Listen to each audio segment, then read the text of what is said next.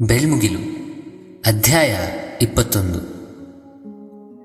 ಹಿಂದಿನ 20 ಅಧ್ಯಾಯಗಳು ಕೇಳದವರು ಮೊದಲು ಕೇಳ್ಬನ್ನಿ.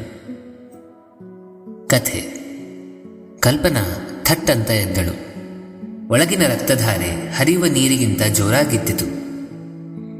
ಕನಸಿನ ಕಿರೀಟ ಧರಿಸಿ ಕಾಲದ ಕಿರುಚಾಟವನ್ನು ಕಳೆದಳೆಂಬ ಕಂಗಾಲಿನಲ್ಲಿ ಎದ್ದು ಸುತ್ತು ಗಡಿಯಾರಕ್ಕಾಗಿ ಹುಡುಕಿದಳು. ಕತ್ತಲಿನ ಮಧ್ಯ ಕಂಡ ಸಮಯವನ್ನು ತೀಕ್ಷ್ಣವಾಗಿ ನೋಡಿ ಇನ್ನು ಮಧ್ಯರಾತ್ರಿ 3:30 ತಿಳಿದು ಸಮಾಧಾನಿಸಿಕೊಂಡಳು. ಪಕ್ಕದಲ್ಲಿ ಶ್ರವಣನ್ನು ಕಂಡಳು. ಹಾಯಾಗಿ ಮಲಗಿದ್ದ. ಸಮಾಧಾನ ಈಗ ಶಾಂತವಾಯಿತು. ಅವನನ್ನು ಕಂಡು ಮೆಲ್ಲಗೆ ಮತ್ತೆ ಬೆನ್ನನ್ನು ವಾಲಿಸಿದಳು. ಶ್ರವಣ ನೆನೆಸಿಕೊಳ್ಳುತ್ತಾ ಕಣ್ಣು ಮುಚ್ಚಿಕೊಂಡಳು. ಅವಳ ಸುತ್ತು ಕಣ್ಣುಗಳು ಅವಳನ್ನು ಪರಿಶೀಲಿಸುತ್ತಿದ್ದವು. ಎಲ್ಲರ ಸದ್ದಿಲ್ಲದ ಮಾತುಗಳು ಸೊಳ್ಳೆಗಳ ಗೋಳಿನಂತೆ ಅವಳ ತಲೆಯ ಸುತ್ತು ಹಬ್ಬಿಕೊಂಡಿದ್ದವು. ಎಲ್ಲರನ್ನೂ ಗೊಂದಲದಲ್ಲಿ ನೋಡುತ್ತಿದ್ದಳು. ವಿಚಿತ್ರವಾದ ಮನುಷ್ಯರು. ಮುಖದ ಸ್ಪಷ್ಟತೆ ತಿಳಿಯುತ್ತಿಲ್ಲ. ಹಾಕಿಕೊಂಡಿದ್ದ ವಸ್ತ್ರಗಳ ಮೂಲ ಪ್ರದೇಶ ತಿಳಿಯದ ಹಾಗಿತ್ತು. ಸ್ತ್ರೀಯರು ಸೀರೆ ಮತ್ತು ಲಂಗದ ಮಿಶ್ರಣವುಳ್ಳ ವಸ್ತ್ರ ಧರಿಸಿದ್ದರೆ, ಪುರುಷರು ಕಾರ್ಮಿಕ ಮತ್ತು ವೈದ್ಯರ ಮಿಶ್ರಣವುಳ್ಳ ವಸ್ತ್ರಗಳನ್ನು ಧರಿಸಿದ್ದರು. ಎಲ್ಲರ ಮುಖದಲ್ಲೂ ಯುದ್ಧದ ಗುರುತುಗಳಿದ್ದವು. ಎಲ್ಲರ ನುಸನುಸದಲ್ಲಿ ಅವಳಿಗೆ ಒಂದು ವಿಷಯ ತಿಳಿಯಿತು. ಮಗುವನ್ನು ಕಳೆದುಕೊಂಡು ಏನೂ ಮಾಡಕ್ಕಾಗದೆ ಹುಡುಕಿ ಹುಡುಕಿ ಸುಸ್ತಾಗಿ ಕೆಳಗೆ ಬಿದ್ದು ಕೊಳಚೆಗೊಂಡಿದ್ದಳು ಎಂದು.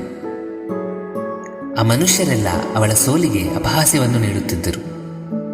ಆಕೆಯ ಬಟ್ಟೆಯ ಮೇಲಿದ್ದ ಕೊಳಚೆಗಿಂತ ಅದರ ಕೊಳಚೆ ಎದ್ದು ಕಾಣುತ್ತಿತ್ತು ಆಕೆಗೆ. ಅದೇ ಸಮಯದಲ್ಲಿ ಎಲ್ಲರ ಮಧ್ಯ ಕಾಣಿಸದ ಹಾಗೆ ಒಂದು ಮುಖ ಕಾಣಿಸಿತು. ದೂರದೃಷ್ಟಿಯಿಂದ ತಿಳಿಯದಿದ್ದರೂ ಮರುಯೋಚನೆಯಲ್ಲಿ ಸ್ಪಷ್ಟವಾಯಿತು ಅದು ಯಾರೆಂದು. ಕೃಷ್ಣ. ಕಲ್ಪನಾಳಿಗೆ ಎಚ್ಚರವಾಯಿತು. ಮುಂಚೆ ಇದ್ದ ವೇಗಕ್ಕಿಂತಲೂ ಈಗ ಎದ್ದಾಗ ಅವಳ ಬಡಿತದ ವೇಗ ಬಹಳ ಹೆಚ್ಚಾಗಿತ್ತು. ತುಂಬಾ ಹೊತ್ತು ಕನಸು ಕಂಡ ಹಾಗೆ ಅನಿಸಿತು ಆಕೆಗೆ. ಮತ್ತೆ ಗಡಿಯಾರ ನೋಡಿದಳು. ಪಾರಿತೋಷಿತವಾಗಿ ಸಮಯ ಇನ್ನು 4:10 ಇನ್ನೊಮ್ಮೆ ಶ್ರವಣ ನೋಡಿದಳು. ಅದೇ ವಿಧಾನದಲ್ಲಿ ಮಲಗಿದ್ದನು. ಆ ರಾತ್ರಿ ಸೋಫಾ ಮೇಲೆ ಚಿತ್ರ ನೋಡುತ್ತಾ ಅವನು ಮಲಗಿದ್ದು ನೆನಪಾಯಿತು. ಬೆಳಗ್ಗೆ 5:15 ಆ ಸೋಫಾ, ಟಿವಿ, ಟೇಬಲ್, ಅದರ ಮೇಲೆ ಬಿಟ್ಟ ಫ್ರೈಸ್ ಎಲ್ಲವನ್ನೂ ಸರಿ ಮಾಡಬೇಕೆಂದು ನೆನೆಸಿಕೊಂಡು ಮತ್ತೆ ಮಲಗಿದಳು. ಅದೇ ಸೋಫಾ, ಅದರಲ್ಲಿ ಕುಳಿತಿದ್ದ ಕಲ್ಪನಾ. ಬಲಗಡೆ ಕೂತಿದ್ದ ಶ್ರವಣ್ ಟಿವಿ ನೋಡುತ್ತಾ ಲೀನವಾಗಿದ್ದನು. ಶ್ರವಣ್ ಯಾವಾಗಲೂ ಓದೋದಲ್ಲ, ಅವಾಗವಾಗ ಕ್ರಿಕೆಟ್ ಕೂಡ ನೋಡಬೇಕು ಎಂದಾಗ ಉತ್ಸಾಹದಲ್ಲಿ ಊಗುತ್ತಿದ್ದನು. ಹೊಡೆದ ಎಲ್ಲ ಸಿಕ್ಸರ್ಗೂ ಎದ್ದು ಸೋಫಾ ಮೇಲೆ ಜೋರಾಗಿ ಬೀಳುತ್ತಿದ್ದನು. ಅದರ ಜೋರಿಗೆ ಕಲ್ಪನಾ ಕೂಡ ಎದ್ದು ಬೀಳುತ್ತಿದ್ದಳು. ಆದರೆ ಅವಳು ಬಿದ್ದ ಒಂದು ಕ್ಷಣದ ನಂತರ ಎಡಗಡೆ ಇನ್ನೊಬ್ಬರು ಬಿದ್ದರು. ಕೃಷ್ಣ. ಶ್ರವಣೊಬ್ಬನೇ ಕುಣಿಯುತ್ತಿಲ್ಲ, ಕೃಷ್ಣನೂ ಅವನ ಜೊತೆಗೂಡಿ ಕುಣಿಯುತ್ತಿದ್ದ. ಹೊಡೆದ ಒಂದೊಂದು ಬೌಂಡರಿಗೂ ಪಾಪ್ಕಾರ್ನ್ ಅನ್ನು ತಿನ್ನುತ್ತಾ ಕಿರುಚುತ್ತಿದ್ದರು. ಅಪ್ಪ ನೋಡಿ, ಅವನು 1 ಸಿಕ್ಸರ್ ಹೊಡೆದ್ರೆ ನಾನು 6 ಪಾಪ್ಕಾರ್ನ್ ತಿಂತೀನಿ ಎನ್ನುತ್ತಿದ್ದ ಶ್ರವಣ್. ಅವರ ಮುಖಗಳು ನೋಡಿ ಕಂಡ ಮೂರ್ಖತನದ ಮನೋಭಾವಗಳನ್ನು ಮೂಕಿಯಾಗಿ ಗಮನಿಸುತ್ತಿದ್ದಳು. ಕೃಷ್ಣ ಇವಳ ಕಡೆ ತಿರುಗಿ, ನಿನ್ನಿಂದ ಬೇಕಾಗಿದ್ದು ಇದೇ ಕಲ್ಪನಾ ಎಂದನು. ಆಕೆಗೆ ಅರ್ಥವಾಗದೆ ಇದೇ ಅಂದರೆ ಎಂದು ಕೇಳಿದಳು. ಅಷ್ಟರಲ್ಲಿ ಕೃಷ್ಣ ಶ್ರವಣ್ಣ ನೋಡು ಎಂದು ಸನ್ನೆ ಮಾಡಿದನು. ಆ ಕಡೆ ತಿರುಗಿ ನೋಡುವಷ್ಟರಲ್ಲಿ ಅವರಿದ್ದ ಸ್ಥಳ ಬದಲಾಗಿ ಹೋಗಿತ್ತು. ಸಾಗರ ತೀರ. ಅಲೆಗಳ ಆಗಮನಕ್ಕೆ ಪ್ರೀತಿಗೊಂಡು ತನ್ನ ಭಾಗವನ್ನು ಬಹುಮಾನವಾಗಿ ನೀಡುತ್ತಿದ್ದ ಕಲ್ಲುಗಳ ಮಧ್ಯದ ಮರಳು. ಆಕಾಶದ ಬಣ್ಣ ಪ್ರತಿಬಿಂಬಿಸುವ ಬದಲು ಕೊಂಚ ಹಳದಿ ಬಣ್ಣವನ್ನು ಹೊಂದಿಕೊಂಡಿರುವ ನೀರಿನ ತತ್ವ. ಆ ಬಣ್ಣದ ಬಳಲು ನಿಂತ ಕೃಷ್ಣ ಮೊಗದಲ್ಲಿ ಅದೇ ಹಳದಿಯ ಛಾಯೆ ಕಲ್ಪನಾಳನ್ನು ಅವನೆಡೆಗೆ ಸೆಳೆಯುತ್ತಿತ್ತು. ಅವನ ಕಡೆ ನಡೆಯಲು ಆರಂಭಿಸುವ ಮುನ್ನವೇ ಅವಳು ತಡೆದಳು. ಶ್ರವಣ್ ಅಮ್ಮನನ್ನು ಎಳೆದುಕೊಂಡು ನೀರಿನ ಕಡೆಗೆ ಹೋಗುತ್ತಿದ್ದನು. ಅಮ್ಮ ನೀರು, ಅಮ್ಮ ನೀರು ಎಂದು ಉತ್ಸಾಹದಲ್ಲಿ ತೂಗುತ್ತಿದ್ದನು. ಕಲ್ಪನಾಳ ಅಂಜಿಕೆ ಅವನಿಗೆ ತಿಳಿಯುತ್ತಿಲ್ಲ. ನಿಲ್ಲುತ್ತಿರುವ ಅವಳ ಕಾಲುಗಳನ್ನು ಬಲವಂತವಾಗಿ ಮುನ್ನಡೆಯಲು ಎಳೆಯುತ್ತಿದ್ದನು ಕೈ ಹಿಡಿದುಕೊಂಡು. ಕೊನೆಗೆ ಕಲ್ಪನಾ, ಬೇಡ ಶ್ರವಣ್, ನನಗೆ ನೀರಾಗ್ಬರಲ್ಲ ಎಂದಳು. ಶ್ರವಣ್ ಆ ಮಾತಿಗೆ ದೀನವಾಗಿ ಅವಳನ್ನು ನೋಡಲು ಆರಂಭಿಸಿದನು.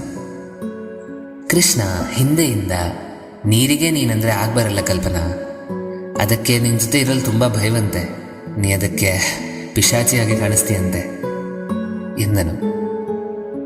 ಕಲ್ಪನಾ ನಕ್ಕಿ ಅವನೆಡೆಗೆ ನಡೆದು ಹೋಗಿ ಹಿಡಿಯಲು ಪ್ರಯತ್ನ ಪಟ್ಟಳು.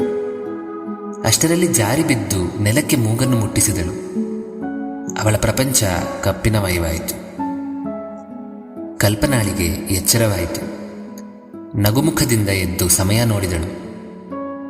6:15. ಗಾಬರಿಗೊಂಡು ಪಕ್ಕಕ್ಕೆ ನೋಡಿದಳು. ಶ್ರವಣ್ ಇರಲಿಲ್ಲ ಅಲ್ಲಿ. ಭಯ ಮೂಡಿಕೊಂಡಿತು ಅವಳಿಗೆ. ಬೇಗನೆ ಎದ್ದು ಮನೆ ಪೂರ್ತಿ ಹುಡುಕಿದಳು. ಕಾಣಿಸಲಿಲ್ಲ ಅವನು. ಬಾತ್ರೂಮ್ ಕಡೆ ಹೋಗಿ ನೋಡಿದರೆ ಒಳಗಿಂದ ಫ್ಲಶ್ ಶಬ್ದ ಕೇಳಿಸಿತು. ಆಗ ಸಮಾಧಾನವಾಯಿತು ಅವಳಿಗೆ. ಆದರೆ ತಡವಾಗಿರುವ ಯೋಚನೆ ಇನ್ನೂ ಮನದಲ್ಲಿ ಹಬ್ಬಿಕೊಂಡಿತ್ತು. ಬೇಗನೆ ಅವನನ್ನು ಕಳಿಸಿ ತಾನು ಆಫೀಸ್ಗೆ ಹೋಗಬೇಕೆಂದು ದೃಢವಾಗಿ ಕೆಲಸಗಳನ್ನು ಮಾಡಲು ಆರಂಭಿಸಿದಳು. ಅಷ್ಟರಲ್ಲಿ ಶ್ರವಣ್ ಬಾತ್ರೂಮಿಂದ ಆಚೆ ಬಂದನು. ಕಲ್ಪನಾ ಅಡಿಗೆ ಮನೆಯಿಂದಲೇ ಅವನಿಗೆ ಹಾಲು ಕುಡಿಯಕ್ಕೆ ಬರಲು ಕರೆದಳು. ಅವನ ಹೆಜ್ಜೆಗಳು ನೆಮ್ಮದಿಯಾಗಿ ಇಡುತ್ತಾ ಬರುವುದು ಬೆನ್ನಿನ ಹಿಂದೆಗೆ ತಿಳಿಯಿತು ಆಕೆಗೆ. ಬಿಸಿ ಬಿಸಿ ಇದೆ, ಹುಷಾರು ಎನ್ನುತ್ತಾ ಲೋಟ ನೀಡಿದಳು. ನೀಡಬೇಕಾದರೆ ಗಮನಿಸಿದಳು, ಏನೂ ಸರಿ ಇಲ್ಲ ಎಂದು. ಏನಾಯಿತು ಎಂದು ಕೇಳಿದಳು. ವಾಮಿಟ್ ಆಯಿತು ಎಂದನು. ಸೊ ಶ್ರವಣ್ ಈಗ ಹುಷಾರು ತಪ್ಪಿದ್ದಾನೆ. ಆದರೆ ಕಲ್ಪನಾಳ ಮೈಂಡ್ಸೆಟ್ ತುಂಬ ಡಿಫ್ರೆಂಟ್ ಇದೆ. ಏನಾಗುತ್ತೋ ನೋಡಬೇಕು ಮುಂದಿನ ಅಧ್ಯಾಯದಲ್ಲಿ. ಆಲ್ಮೋಸ್ಟ್ ಕ್ಲೈಮ್ಯಾಕ್ಸ್ಗೆ ಬರ್ತಿದೆ. ಸೊ ಯಾರಾದರೂ ಹಿಂದಿನ ಎಪಿಸೋಡ್ಸ್ ಮಿಸ್ ಆಗಿದ್ದರೆ ಮತ್ತೆ ಹೋಗಿ ಕೇಳಿ. ಡಿಸ್ಕ್ರಿಪ್ಷನಲ್ಲಿ ಎಲ್ಲ ಲಿಂಕ್ಸ್ ಉಂಟು, ಯಾವುದು ಮಿಸ್ ಆಗಬೇಡಿ. ಮುಂದಿನ ಅಧ್ಯಾಯದಲ್ಲಿ ಭೇಟಿಯಾಗೋಣ. ಹೆಸರು ನೆನಪಿದೆಯಲ್ಲ, ಬೆಳ್ಮುಗಿಲು. ನನ್ನ ಹೆಸರು ವಂಶಿ. ಜೈ ಶ್ರೀರಾಮ್.